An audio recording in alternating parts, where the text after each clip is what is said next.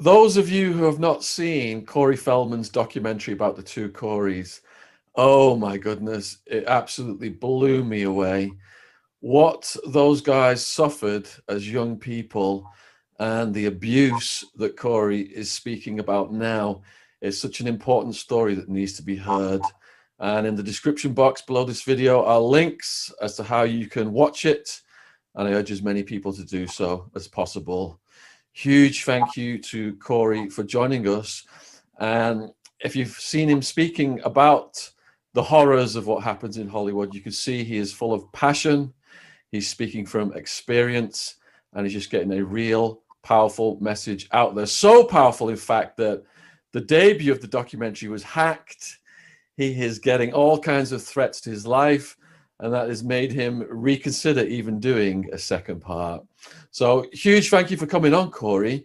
Just as background, could you tell us what got you into acting and how you ended up meeting Corey Haim? Okay, well, good to see you today, Shaun. What got me into acting was my parents. You know, there was no love for acting. There was no dream. There was no wish. There was no desire. I was 3 years old. In fact, most 3-year-olds, I'm pretty sure, don't communicate to their parents any great desire for a future business endeavor. In fact, kids don't know what the words business or endeavor mean. So therefore, I had nothing to do with it. Which I think is one of the most troubling details of my whole story. The fact that I've never had a chance to live my own life. I've never had a chance to be the man I want to be, or start any career path, any opportunity, because I've always been nailed down to this is who you are. You are world famous. Everybody knows you. People like to make fun of you. You're going to be harassed for the fact that you're famous. You're going to be bullied because you're famous. You're going to be abused because you're famous. And now we have the right to make you a punching bag and a target because you're famous. And that's really the story of my life. And it's tragic. No child should ever be put into the film industry until they are old enough to make that decision for themselves. It is a life sentence. It is a life sentence. And it's not just a life sentence, but it is intertwined into a dark world of selfishness, greed, and what I'm learning more and more is a connection to the occult. So, you know, I had no idea. I was an innocent bystander. And you know what? The more I've learned, the less I've participated in all of it. I can't imagine the pressure you must have been under, compounded then by the abuse, which we're going to get to. So how did you meet Corey Haim? Well, Corey and I met through the set of Lost Boys. You know, we were both cast to be in the film together. And that's pretty well documented through the movie and in my book and, you know, many other ways that I've talked about it. And I'll also let you know something else, Shaun, based on the incredible amount of abuse that I've endured in the last 3 years, the incredible amount of terror that my family and I have survived over the past 3 years. I am at a point where I don't even want to mention his name again. I mean, I really don't. I really don't, because I loved Corey. It's very hard to explain talking about your brother. You know, yes, we were actors together. Yes, we did a bunch of movies together. Yes, people see the on-screen part. But what people don't know and people don't realize was every minute that we spent together off screen, which was constant. You know, we were inseparable. And anybody who knew us knew that, except for, of course, when he was living in Canada. He would go off to Canada and he would live there sometimes for 6 months, sometimes 2 years. When he wasn't working in Hollywood, you know, there were many years that he was, you know, forgotten and people didn't work with him at all.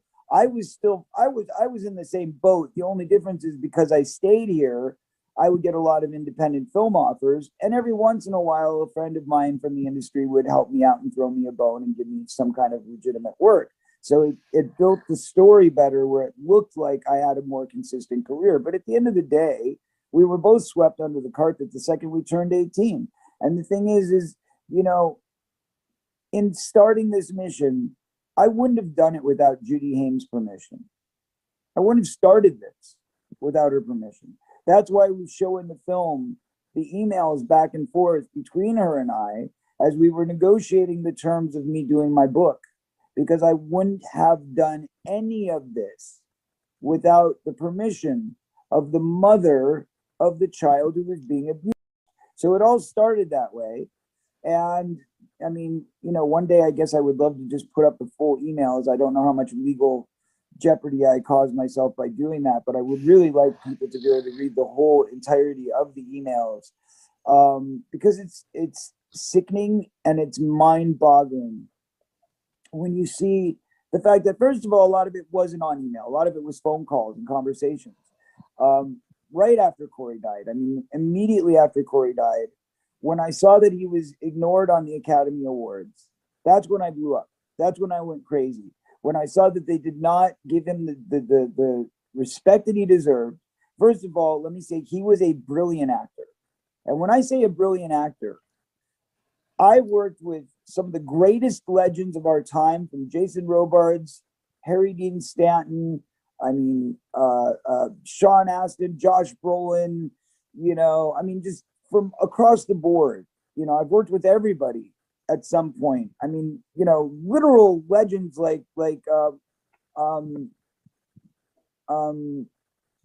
trying to think of names right now, but I'm drawing a blank. It's a bit early for me here. But like, if you think of like all the great comedy legends, the people that you know really made, like Milton Berle or Ed Asner, or people that, you know, just all these people that have been around in you know, for history, Gene Stapleton. I mean, historic acting legends, and I've worked with all of them. And there was something about Corey Haim that was so unique and so original. And the timing that we shared together, the way that we could roll off of each other. He would make a joke and I would know where to pick up. I would make a joke, he would know where to pick up. The kind of timing that you saw with Laurel and Hardy, the kind of timing that you saw with Abbott and Costello, you know, that great comedic pair, which we experienced in our daily lives because we made each other laugh so much that we would cry, you know, and we would cry about the pain that we endured, but then we would laugh about it. And look, we were brothers. And when you're brothers, that's not to say that you're going to get along every day.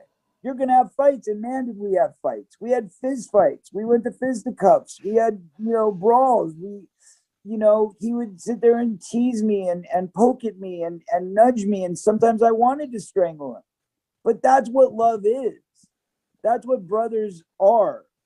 And anybody who takes some little excerpt from a moment that Corey and I had a fight one day, and Corey goes out to the press and decides to badmouth me, and they'll take that little piece and go, look, you guys were never brothers. He couldn't stand you. He hated you. And you're like, you're going to take a clip out of a moment in time and hold that as this was our relationship. This is insanity.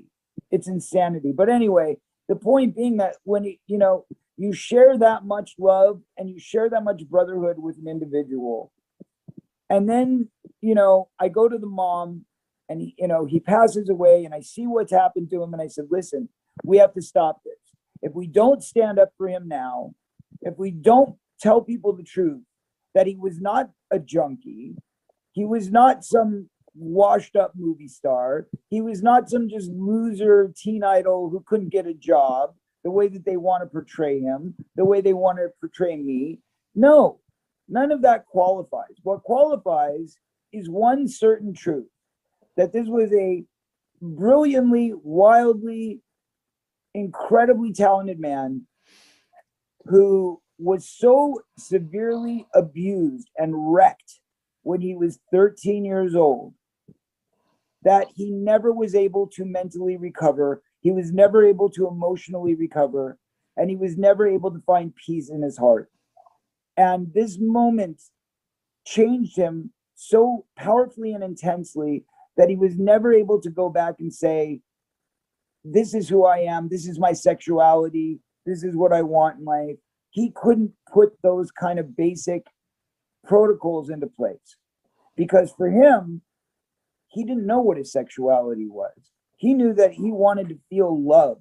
He knew he loved women, but he also knew that all he could recognize was the fact that men wanted to be with him. Men wanted to take a part of him. Men abused him and took a part of him since he was a little boy. So that's why he was so confused in his mind. But at the end of the day, does that matter?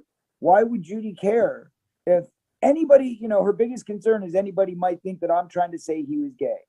He wasn't gay, first of all. Secondly, who gives a crap? Like, if I was gay, I would openly admit I'm gay. If I had experiences with men. Did that cause gay tendencies? Absolutely. Because that's part of the residual effect of being used by the same sex. That's part of the residual effect. But yet, his mother is so terrified of people having that concept that supposedly is the reason why she's done everything she's done. So let me just back up and say, when I first approached her and said, what are we going to do? She says, listen, I honestly didn't know. This is a conversation. I shouldn't even be repeating it because I could probably, I don't know, but whatever. I'm just going to tell you. She said to me, listen, I want the truth out there. I want people to know what he's been through. And I said, well, we've got to talk about the main one. And she kept saying, Dominic, I want you to talk about Dominic. And I said, okay, I'll talk about Dominic, but you have to give me permission to talk about the others. And the first thing she said was, listen, just between you and I, honey, I didn't even know what happened, on the set of Lucas until just a few years ago. And I said, what do you mean? And she said, he never told me when we were younger. And I said, that's not true, Judy, because I remember us all talking about it much earlier. Like when he was in his 20s, I remember us having those conversations. And she, for whatever reason, had blanked it out of her mind and said she didn't remember. And she said, no, it was like 2 years ago when he finally told me. And she sat and told me the incident of how she remembers him telling her. Now, after that point, I said to her, listen, we need to get together. We need to have a plan and we need to say the truth. And she said, yes, but I'm so afraid he's going to come after us. There's going to be repercussions. It's going to destroy Corey's image. I said, no, it's not, because we're speaking the truth. I said, you can't fear the truth. You have to just stand up for it. Corey's gone. We can't bring him back. We need to expose this now so that people remember that Corey was an amazing actor and a victim, and he was not a bad guy. He was not irresponsible. He was not stupid. He was not a bad person. He was a victim, and people need to know. So she said, well, I don't think that you should be the one to say it. I think I should be the one to say it. And I said, I agree. You're his mom. I said, so how do you want to do this? And she said, well, you're going to write a book, right? I said, yes. She says, okay, well, you go ahead and write the book. And if you write the book in a way that you don't tell the name, but you kind of set it up, then I can write a kind of a sequel almost. Like I'll write my own book and I'll tell my own version and then I'll give the rest of the details. And I said, well, that sounds great. I'll set it up. You knock it down. And that was the agreement we made verbally to each other over the phone. Fast forward a year later, I have a rough draft of my book. I emailed Judy and said, this is what I'm planning to do. And again, she emphasized, you've got to bring up Dominic, he was the worst one. Well, it was a very interesting case because Dominic wasn't the worst one because he didn't report. Okay. It was a consensual relationship. And when I say consensual, Corey was a child, so there's nothing consensual about it. But the way it was talked about, the way it was discussed, was open because, yes, Corey invited him there that day via me, and a lot of people online, this wolf pack, these people that Judy's working with, they like to say that I introduced Corey and it's all my fault because I introduced him to a.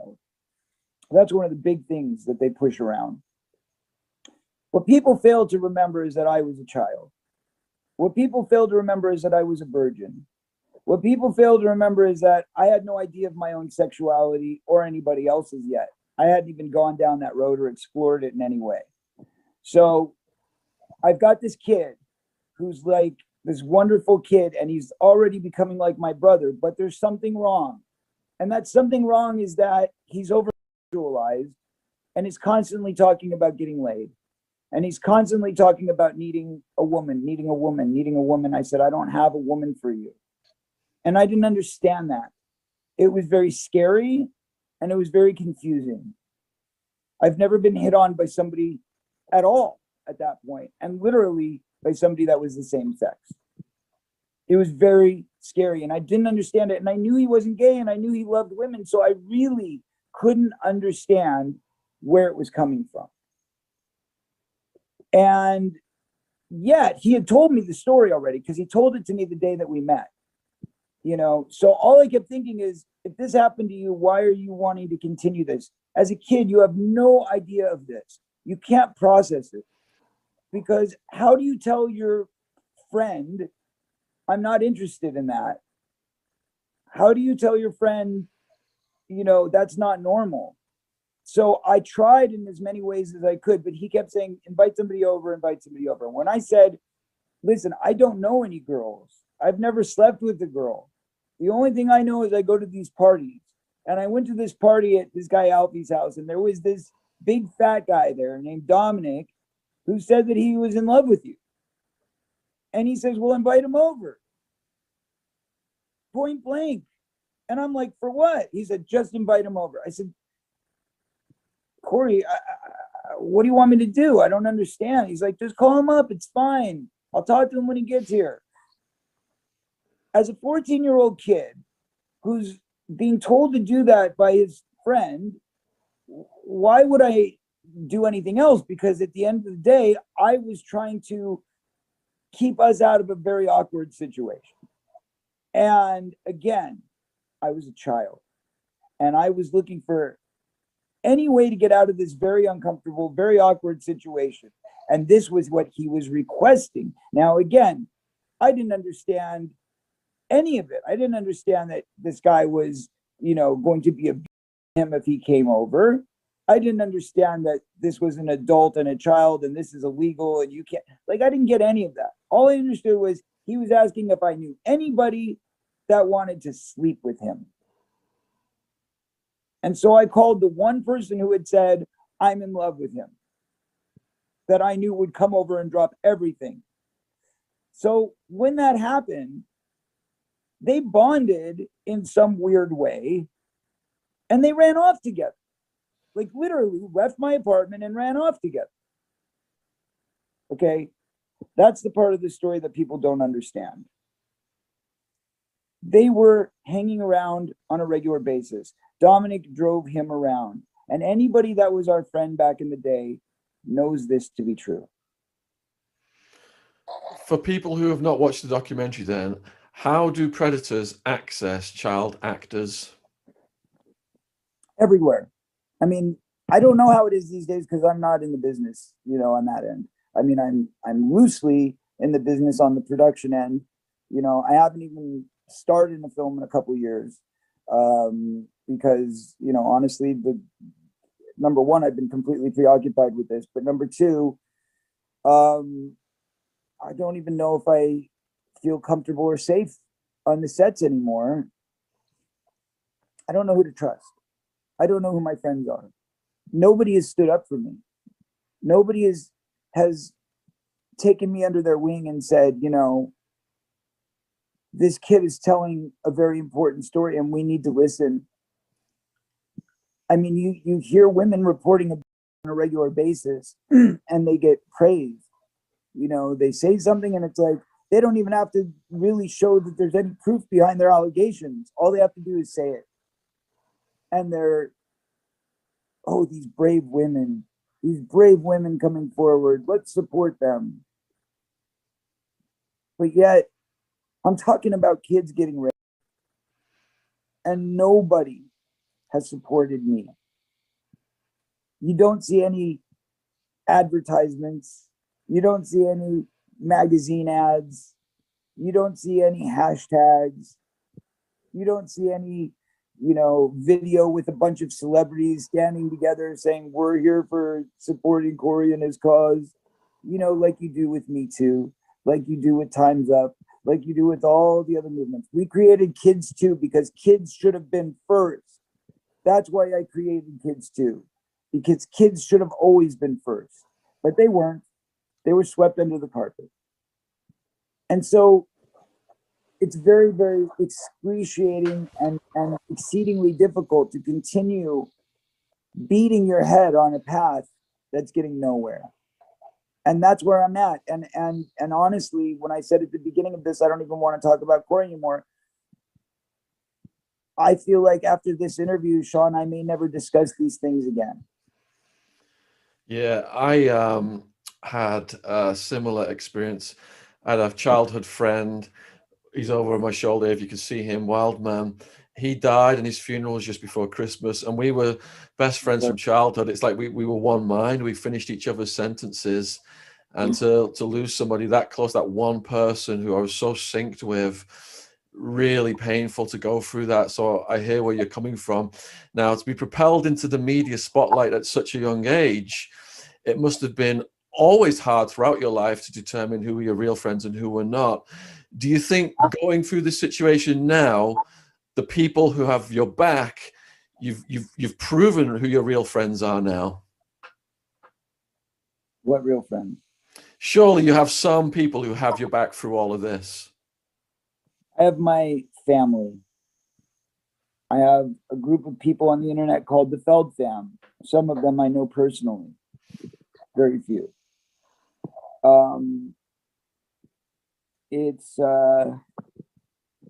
I'd like to say that I had that support, Shaun, but honestly, no. I had it for a minute before the film came out. It looked like it was going to go the right direction. Everything looked like it was going to go the way it should when this type of an expose comes out. Sorry, I'm getting a little choked up. Chuffed, I guess is what you would say. Leading up to the event, leading up to the premiere, every news media around the world was discussing this. Everybody was taking it seriously. And you would think that when the movie came out, I said that Ronald McDonald and the Hamburglers stole my McNuggets. That's what you would think I put in that movie based on the reaction that it got from Hollywood and from the media. Because there was two stories ready to go in the media the day after the film's premiere. The first story, which they were hoping would fly, was that the movie never played, was that the movie didn't happen because it didn't exist, and that it was all a scam, and that I was simply scamming money out of my fans by building all this build up and lead up to a movie that didn't really exist. And I just used this as a way to get money and attention for myself, but I never actually had the courage to tell any story because it was all a lie.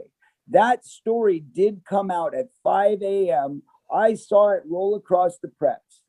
The only problem was when they planned this entire stunt, and this was a very well-organized, multi-million-dollar event that they produced, okay, which was the hacking, the stealing, the piracy of my film.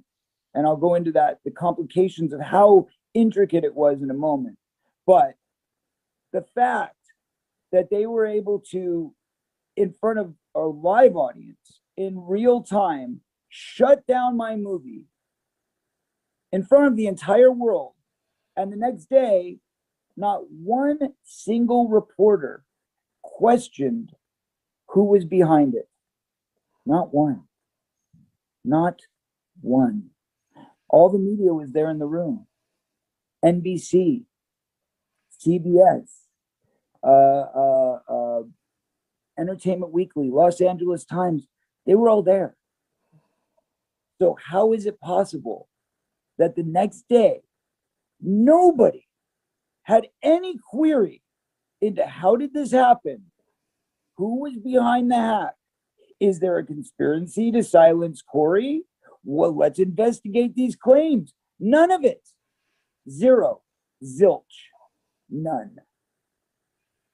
Okay? Have you ever seen that from any powerful documentary being released ever in your No, lifetime? no. It's never happened. Okay? But they shut it down like it didn't exist. So anyway, the story that next morning was exactly what I just said. I read it myself. But here's what they failed to realize. See, their plan was bulletproof because they assumed that when they interrupted the stream before the movie ever actually started, they could easily say that there never was a movie. And that was the story they were going to sell to the world. And fortunately for me, I was smart enough, call it, some type of perception. I don't know, intuitive luck. I don't know. But I had the forethought of making a separate print of the film to be screened at the Directors Guild. So what everybody assumed was that I was going to put out one live global feed of the digital stream, and we were all going to work off that same stream, which is what I did for the rest of the world. But just to make sure there was no glitches, just to make sure that everything went off without a hitch, I printed a 4K digital copy of the film separately. So when they froze it for the rest of the world, I stopped and I said, hold on. I froze the movie. I got up on stage. I said, we've been hacked. They've stopped the flow of the film. We were 10 minutes into the screening. And I don't want to give away any answers because people have paid all over the world to learn this information at the same time. I set it up this way to make sure that everybody could learn the information at the same time. So there would be no twisting the story. There would be no lies. There would be no ways that they could get in there and screw things up. Because if we all learn the information at the same time, there would be no press that could, get ahead of it and try and change my words or twist my words or put a different spin on it or whatever. So we put that print on hold. I asked everybody what they thought I should do. And everybody got up. Some people left. We probably lost about 50 people during all of that. But the rest of the people stayed. And that was about 650 people. And everybody sat there and was cheering, saying, you got to do it. You got to do it. One of the most prominent voices in that crowd was Rosanna Arquette.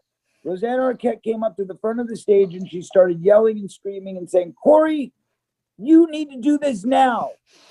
Do not let them intimidate you. And I said, it's not intimidation. I'm trying to be fair to all the people who paid money to experience this at the same time. She says, I understand, but that doesn't matter right now. You've got the press here. You've got us here supporting you. You've got the whole world watching. What matters is what happens in this room. You need to continue the film because if you don't, they may not come back. If you try to reschedule, it may not happen. And boy, was she right, because the next day, the whole world was shut down from the quarantine. If I didn't continue playing the movie that night, that story that came out at 5 a.m. would have flown.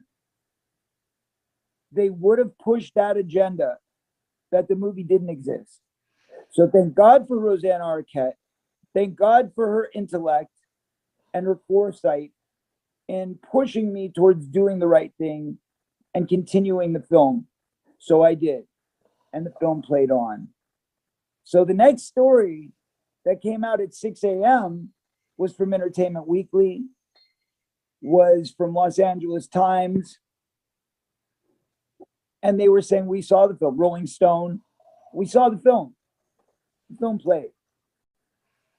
And that's when they twisted it again. Not those three. Those three all wrote what they experienced and gave a proper review. But AP